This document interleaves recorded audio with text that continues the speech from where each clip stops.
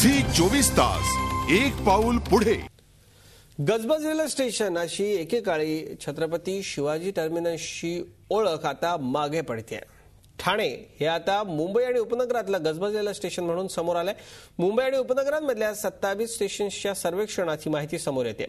ठाण्याच्या बदलत्या जीवनशैलीचं वास्तव मांडणारा पाहुयात हा एक विशेष रिपोर्ट।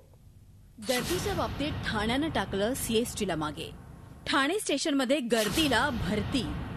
ठाणे मुंबईतील सर्वात गजबजलेलं स्टेशन। नारायण सुर्वेंच्या कवितेमधून समोर येणारी मुंबईची गिरणगावाची ओळख केव्हाच पुसली गेलीय। मुंबईतला मराठी माणूस हा आता ठाणे जिल्ह्यात स्थलांतर करू लागलाय। केवळ ठाणे डोंबिवली नाही तर बदलापूर टिटवाळामध्येही जागेच्या वाढलेल्या किमती हे याचंच उदाहरण आहे। मुंबईतल्या याच बदलाचं प्रतिबिंब मुंबई रेल्वे विकास महामंडळानं केलेल्या सर्वेक्षणातून ठळकपणे समोर आलंय।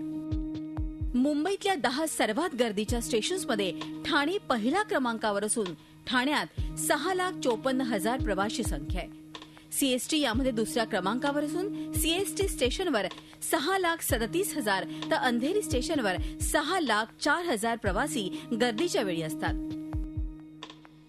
तर चर्चगेट 5,05,000 प्रवाशांसह 5व्या क्रमांकावर आहे। ठाणे स्टेशननं या गर्दीत अव्वल क्रमांक पटकावणं हे आश्चर्यकारक असलं तरी धक्कादायक मुळीच नाही।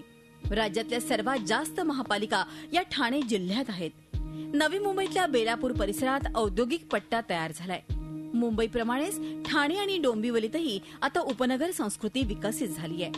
ठाणे शहरातही आता परप्रांतीयांची वाढ होत असून परप्रांतीयांमुळेच ठाण्याचा विस्तार अक्राळ विक्राळ झालाय।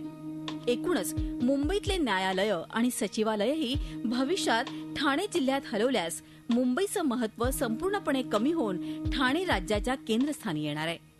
Kapil Raut, Zee media, Thane. Zee 24 तास एक पाऊल पुढे।